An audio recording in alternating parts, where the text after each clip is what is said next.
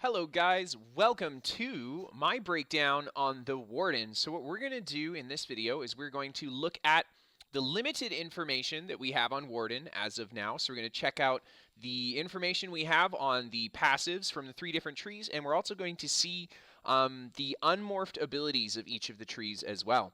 So let's jump right into it. We're going to start at the Winter's Embrace tree. As you can see here, Warden has got three different trees: Animal Companions, Green Balance, and Winter's Embrace. So let's begin. The first passive at the bottom here is Piercing Cold. Increase your physical and cold damage by 6%. So this is cool. This is going to be great for any kind of a Magicka Warden because of course, Warden is the ice type class, I guess you could put it, so they're going to have a lot of different cold damaging abilities, so this is a good passive for that. Increase your physical damage by 6%. That's awesome too. It's going to be great for any kind of stamina Warden. So let's continue to move on.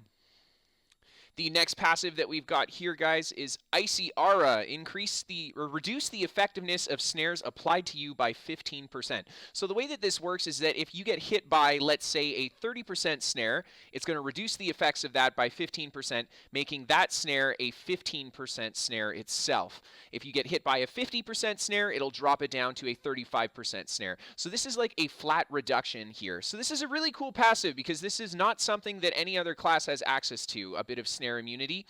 Something kind of neat about this is that if you pair this passive with a set like Ranger's Gate, you could have a 65% snare immunity on a Warden, meaning that if you get hit by a 65% snare or lower, it will have no effect on snaring your Warden.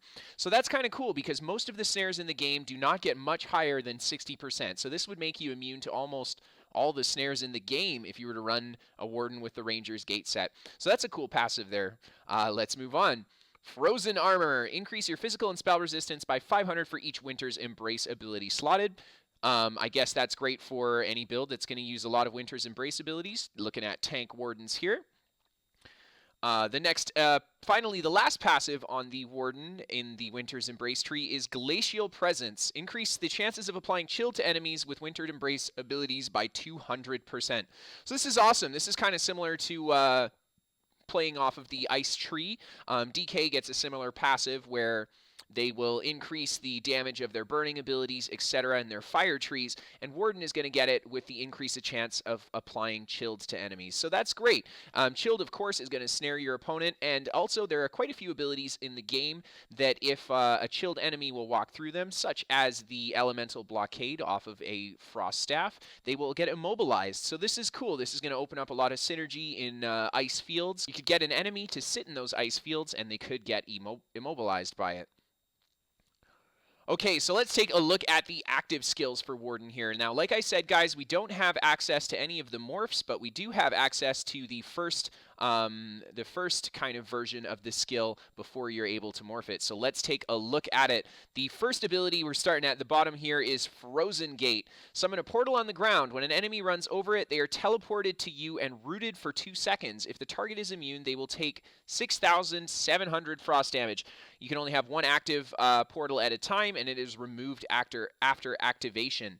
So this is really neat. This is an interesting ability. You know, I'm a big fan of movement-based abilities, etc. in ESO. I think that's what really will differentiate classes from each other, is those different movement abilities. You know, it's something that is quite unique to the different classes. So this is a really cool teleport. I can see this being very effective for a Warden that has a lot of AoE pressure around it.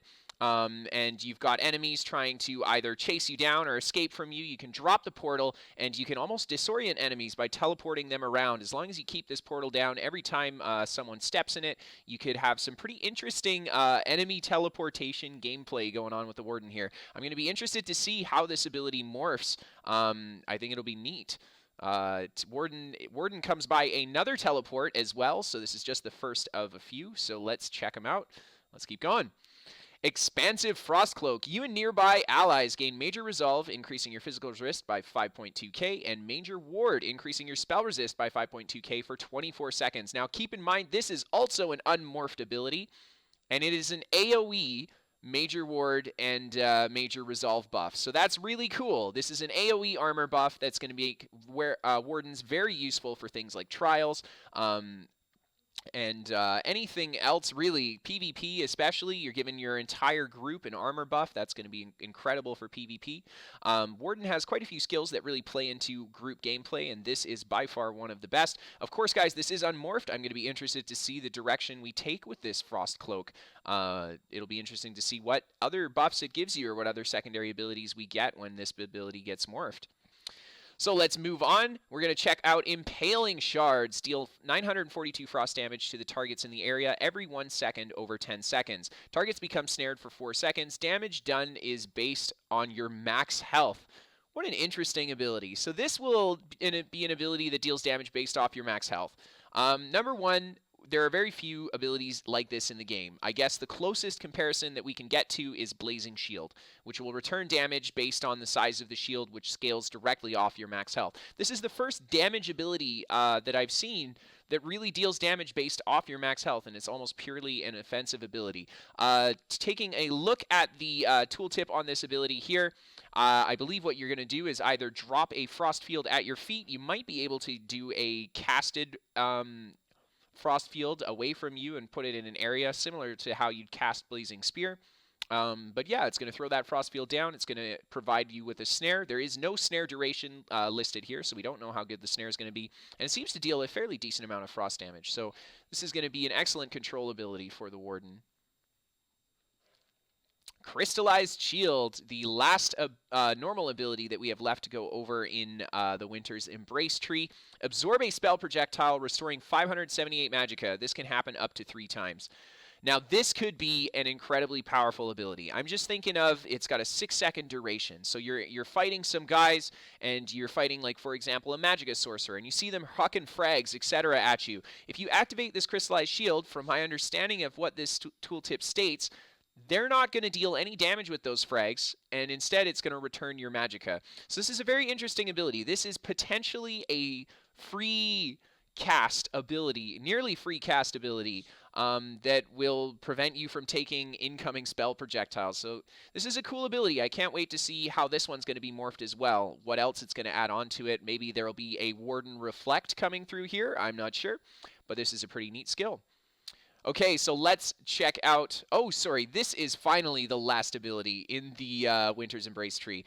Heal yourself for 11% of max health instantly, an additional 2% over 2 seconds every 10 or over 10 seconds.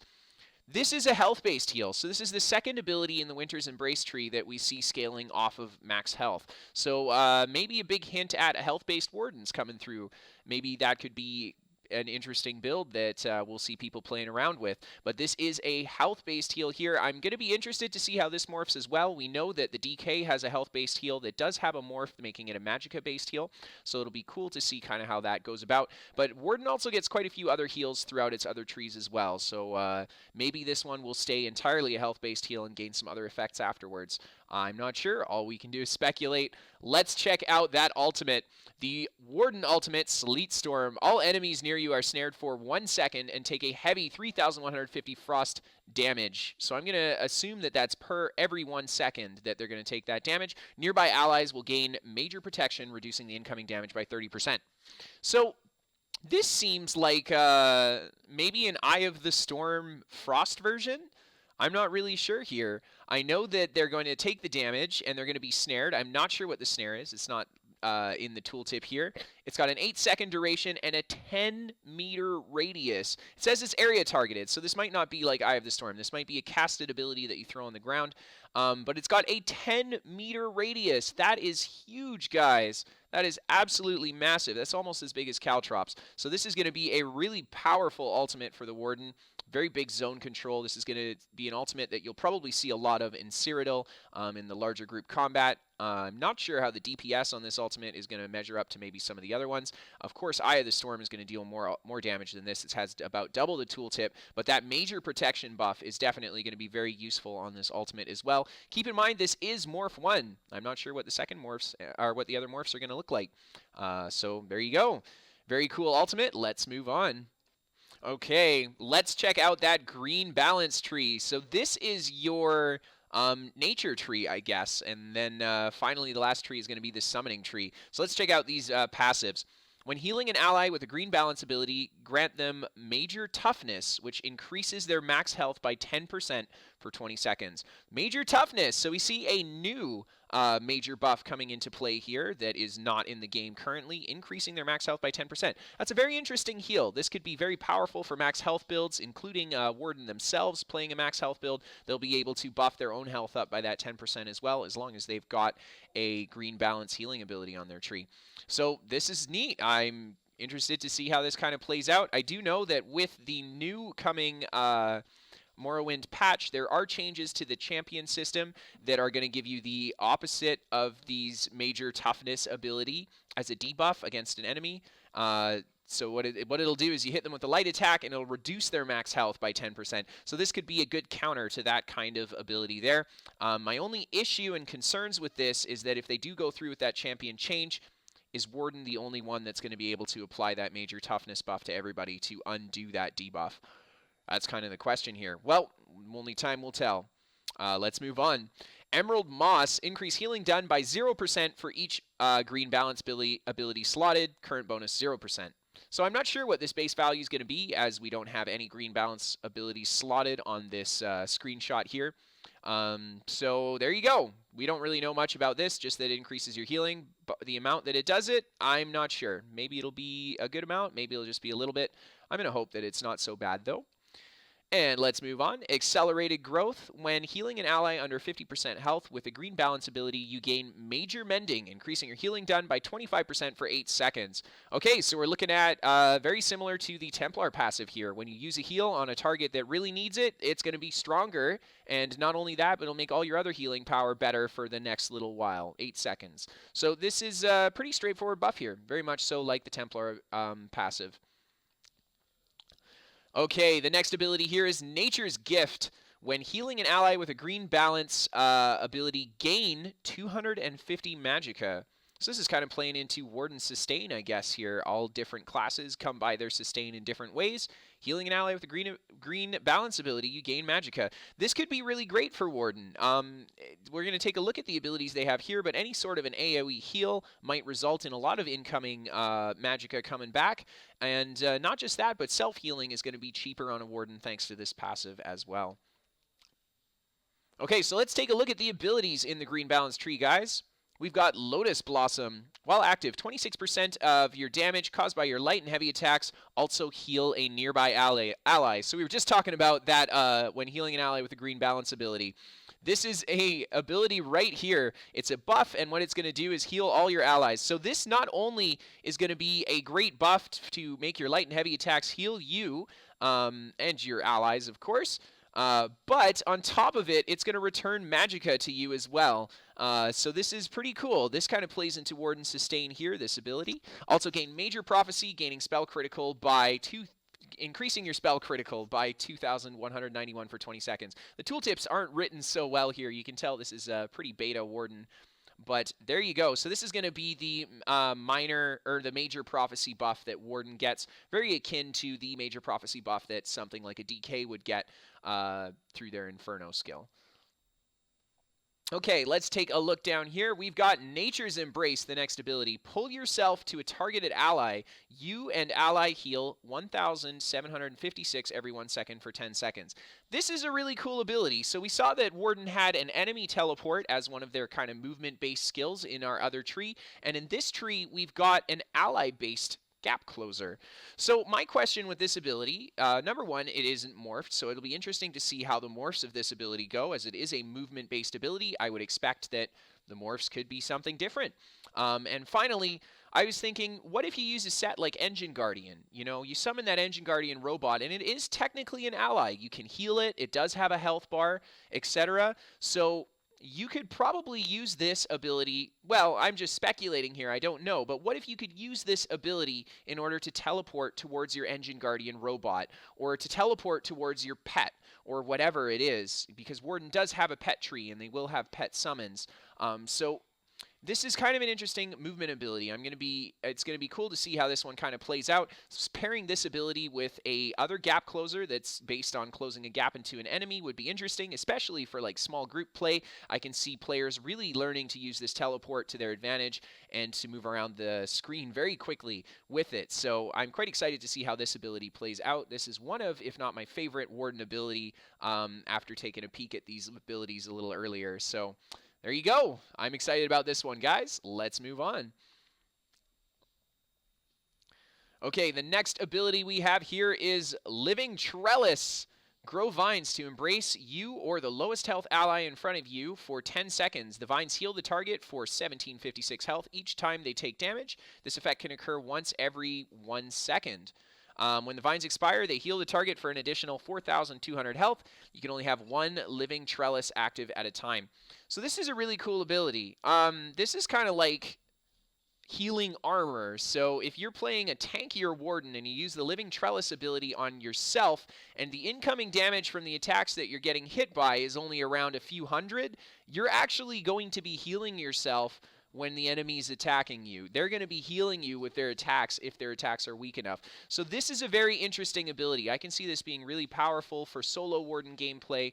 1vx Warden gameplay especially. This is on a cooldown of every 1 second, which kind of limits the effectiveness of this ability to a point, but if it didn't have a cooldown, I think it would be a little bit too OP at times. So this is a really cool ability. This is I like this. I like this. This is kind of like your self buff. And of course, you will be able to cast this on other players as well. So this is going to be interesting to see how this one plays out. I am looking forward to the morphs of this guy as well.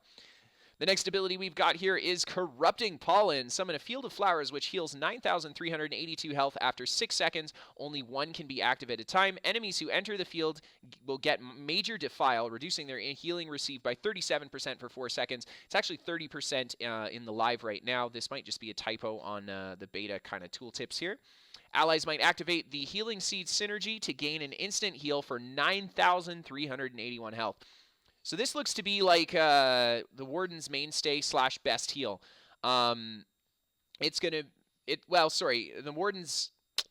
This ability looks to be the Warden's best AoE heal.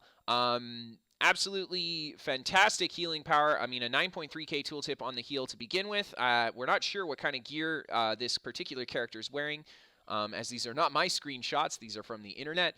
And yeah, comparing to the size of the other tooltips here, that looks like a very large heal, so I'm pretty excited to see how this one goes.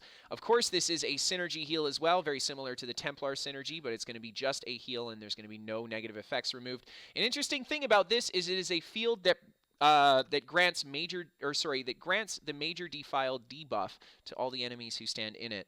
So this is going to be a very powerful field once you throw it down. Enemies sitting in it are not going to want to be in that field. On top of it, if you were to throw down an AoE field and then this underneath it, it's going to make that AoE even more powerful because your enemy's going to respond by trying to roll out and heal themselves, and they're going to have that Defile debuff on them from being inside that field. So the Warden seems to have very powerful field gameplay, as in lots of different damage zones on the ground, debuffing zones and buffing zones for themselves. So let's take a look at the next ability, Enchanted Growth. Instantly grow a large area of mushrooms, healing all allies in a cone in front of you for 5,853. Allies affected gain minor intellect, minor endurance, increasing magic and stamina regeneration by 10% for 20 seconds. What an OP group heal. I mean, this is just a really OP group heal. It's got a pretty decent heal size. It's definitely not bad, definitely not terrible, but it's also granting minor intellect and minor endurance. Both of these buffs are not something that many classes come by on their own. They're both quite rare buffs that are hard to get on your character without building them into it. So this is going to be really impactful for group play on the Warden, having both of those minor buffs up on everybody. So that's very interesting. As for this ability, this is of course Morph 1. It'll be cool to see how this morphs too. Alright guys, let's take a look at the ultimate for the green balance tree. It is called Healing Thicket. Instantly heals the lowest health ally in the area by 7k, and then heals all allies in the area by 3,512 every 1 second over 6 seconds. When the effect ends, allies continue to receive 1,700 or 17,000, sorry, 560 healing over 4 seconds. So this seems to be a very powerful heal over time ultimate. You pop it, and everyone around you is going to get a lot of healing over the next 10 seconds, it seems like here. So this seems to be a pretty strong ultimate. I'm not very upset with this. This is going to be very similar to the Templar Healing Ritual Ultimate, except that it is not a channeled ability, so you'll be able to cast this and probably keep on fighting. So it'll be really good for like group combat, especially in Cyrodiil. That big AoE heal will be very useful. So there you go. Warden seems to have quite the juiced healing tree. Taking a look at this green balance tree, which is very focused on healing. So it seems to be very powerful heals, lots of AoE heals, lots of AoE buffs as well. So there you go. Let's move on, guys. So let's take a look at that Animal Companions tree. We're going to start in the passives, guys. This is the first one here, Advanced Species. Increase the damage done for Animal Companions by 2% for each Animal Companion's ability slotted. Current bonus at 12%, as we can see here. This Warden in question has all Animal Companion abilities slotted on their bar. So there you go. Increase the damage if you have more of the abilities slotted. I guess that's great for a Magicka Warden. It seems that the Animal Companions tree is going to be the offensive tree of the Warden. So this is just making that offensive tree more powerful. Advanced Species. Oh, we already looked at that one. The next passive is Flourish. Increase the Magicka and Stamina recovery by 12% if an Animal Companion ability is slotted. That is a lot. Something to keep in mind about this particular passive here is that if you slot that Animal Companion ability, that's a 12% increase to your Magicka and Stamina recovery that is not a major or minor buff. So this can be stacked with major and minor buffs, making it quite a powerful passive here. So there you go. Definitely a great passive for recovery. Magicka or stamina-based Warden is going to be very implored to slot at least one Animal Companion skill on their bar. The next passive here is Savage Beast. Damaging an enemy with an Animal Companion ability grants 4 ultimate. This effect has a cooldown of 8 seconds. So this is very similar to our Templar passive that when you use a Dawn's Wrath ability, you'll gain ultimate on a cooldown of so it's very similar kind of passive to the Templar here. We can see a lot of similarities actually between Templar and Warden. So there you go. Interesting passive here for a little bit of alt gen. The final ability that we have in our passives here is Bond with Nature. When one of your Animal Companions is killed or unsummoned, you restore 1,386 health. So just a little bit of a heal when your Animal Companion goes down. So it doesn't seem to be too terribly powerful a passive. The value here is fairly low. I'm not sure what this will scale off either, so this is all stuff we'll have to wait until this Warden hits the PTS servers before we can speculate on how this scales. Okay, so let's take a look at those abilities. The first ability here is Growing Swarm. Unleash a swarm of Fletcher flies to relentlessly attack an enemy, dealing 12k magic damage over 10 seconds. When the ability ends, the Fletcher flies infect up to 6 new targets. So let's look at this. This is a massive dot, 12k base over 10 seconds. We've been looking at all the other tooltips on the Warden's, or all the other tooltips for the Warden's abilities, and this seems to be juiced up way higher than the other tooltips. Now keep in mind, on this particular Warden, we do have a whole bunch of Animal Companion skills slotted, so this is actually 12% higher than what it would normally be. So this is more like a 10k tooltip compared to the other skills we were looking at. So that's pretty interesting. This is a very strong dot. It's a distance dot. Not just that, but it'll reapply itself to enemy targets after you use it. Move over Nightblade Cripple, because this looks to be the better ability here. It'll be interesting to see how this one morphs too. As someone who's played quite a few hybrid builds, I've always taken a lot of interest in damage over time abilities because hybrids play very well if you use a lot of dots on them. So this is going to be something that I'll be looking at myself for a hybrid Warden. Even a Magicka Warden would do great with this ability. So there you go. Let's move on. Blue Betty. Call a Betty Netch that restores 4k Magicka over 25 seconds. Gain major sorcery, increasing your spell damage by 20% over 30 seconds. This ability also removes 1 negative effect. That's a cool ability. Not only is this going to be like Channeled Focus, where you throw it down and it's going to give you some Magicka return over the next few seconds. But on top of it, you don't have to sit in the circle. It's going to grant you major sorceries. This is going to be access to that buff for the Warden out of their class trees. And it removes a negative effect. That's really cool. You know, there we go. There's Warden yet again sharing something with Templar, having a purge built into their own class. It'll be interesting to see how this particular skill morphs. Are they going to give a morph that allows you to remove more negative effects? Are they going to give a morph that is a stamina based and maybe restoring some stamina? Because what we've seen from Warden so far is that they seem to be very Magicka centric. They don't seem to be very focused on stamina sustain. So this is going to be an interesting ability to see how it turns out. This is definitely something I'm going to be using on my Warden.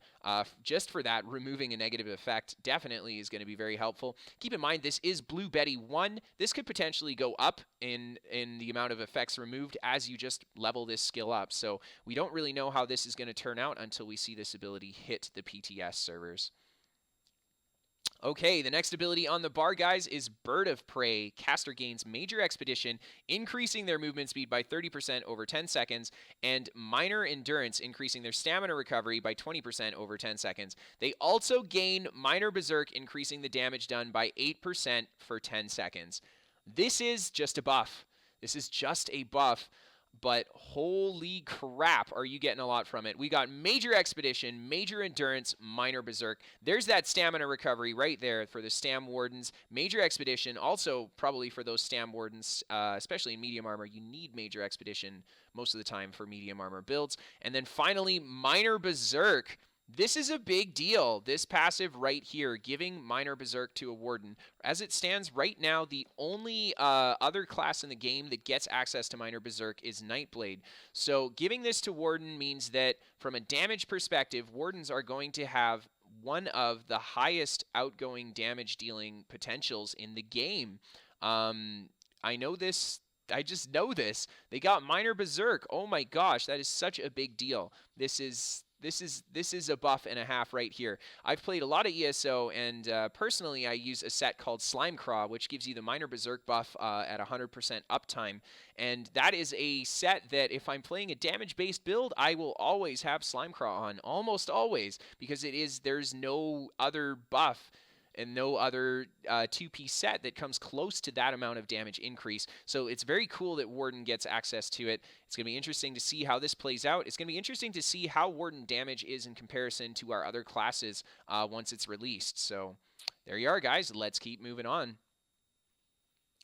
The next ability, guys, is Deep Fissure. Summon a Hajmoda that charges ahead of you after 3 seconds and deals 9k magic damage to all enemies in its wake. The first target hit is stunned for 3 seconds. So this is kind of like a delayed AoE ability. So this is pretty cool. If you wanted to set up AoE burst combos, having a delayed AoE ability like this one is a great way to do it. I guess a similar kind of ability that would be kind of akin to this one would be something like Blazing Spear, a bit of a delayed AoE ability. You throw it in the air and you have to wait for that arc for it to come down. And also the Dragon Knight's Inhale ability, where they breathe in and heal themselves, dealing a bit of AoE damage, and then a couple seconds after it does a big AoE explosion around them. So this is going to be cool for setting up a bit of like AoE burst combos. I can see this ability being used for things like Zerg busting, so it'll be pretty cool to see.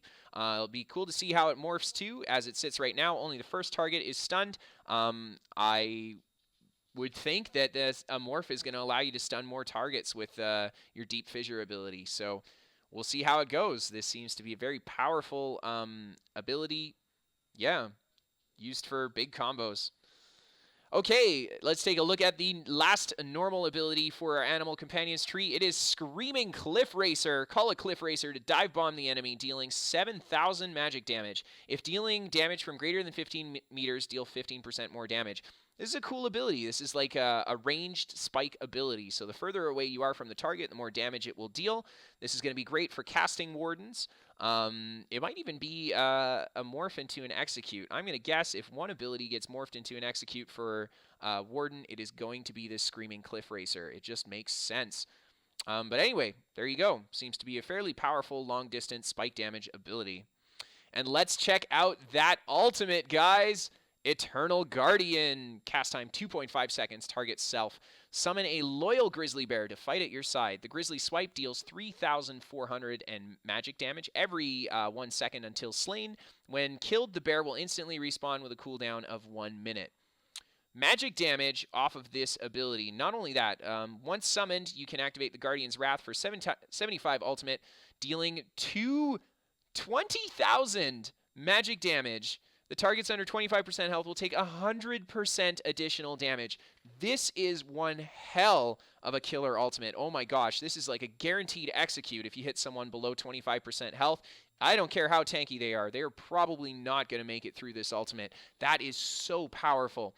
Something to keep in mind about this tooltip is that it is all magic damage. Now, we've seen a lot of spelling errors and typos in these tooltips, as they are kind of from a beta source, so this could be changed. I'm not sure if this is going to stay magic damage or not. I would imagine that the Eternal Guardian Morph would not be a magic damage ability, seeing that it is a bear. I would expect it to be a physical or maybe even a poison damage ultimate, so there you have it. But this seems to be very powerful. Just having the bear up is going to increase your DPS by like 3k. You can't be upset about that. On top of it, it's got that really powerful spike ult. This seems to be like a really OP soul harvest that is coming from a bear. So there you have it. That is a cool ultimate. That is going to be the Warden's most powerful single target ultimate. Actually, the Warden's only single target ultimate.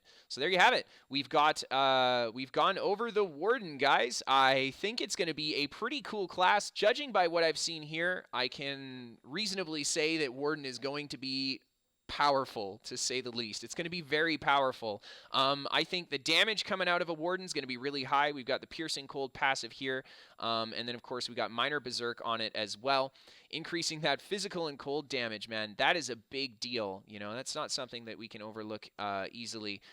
Just a flat increase to your physical damage is a lot, and a flat increase to any magical damage, cold damage through the Warden here, of course, is a lot. So it'll be interesting to see how the Warden damage plays out. It seems to me that Warden has a lot of healing power. They've got similar kind of healing power to what a Templar is going to be pumping out, but almost more group-focused healing power than what the Templar had, and less single-target-focused healing power. So I think Templar is going to retain their spot as that strong burst healer, whereas Warden will be a close second in healing potential. They'll have a lot of AoE heals. Of course, they have that really powerful AoE healing ultimate. It'll be interesting to see how that plays out. And then a tank Warden. Warden seems to be throwing out a lot of group buffs. As for being a tank, it seems to have quite a few abilities that play off of that max health pool. So it'll be interesting to see how a tank Warden plays out. They do have the buffs they need to be very tanky, and they do have some abilities that seem very interesting for a tank Warden playstyle. So there you have it, guys. That is the breakdown of the Warden, kind of my impressions on it. I really hope you guys liked this this piece of footage here. And if you did, feel free to hit that like and subscribe button. And as always, guys, thank you so much for watching. I'll see you next time.